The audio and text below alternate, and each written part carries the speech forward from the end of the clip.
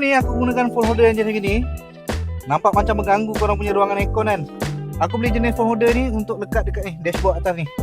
Dia bagi satu phone holder ni, bila korang letak handphone korang boleh tekan ni. Bila nak lock boleh tekan button ni. Okey, ni dia punya bracket ni. Korang boleh masukkan dia punya ring ni. Lepas tu korang masukkan ni. Lepas tu kita pusingkan lah untuk kita lock kan. Okey, bila dah lock nanti, boleh lah korang letak atas ni boleh, atas ni boleh, sini pun boleh.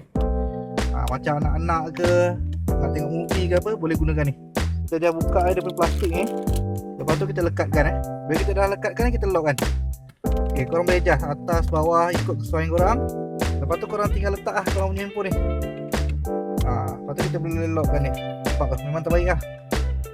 Memang tak terjatuh lah, tak ada masalah. Bila korang tengah drive kan, penumpang boleh tengok movie, boleh tengok handphone macam ni. Jadi tak adalah pening kan. So dekat mana korang dapatkan phone holder ni, memang terbaik. Adjustable, atas bawah semua boleh. Harga dia memang murah. Korang boleh tekan link kat bawah.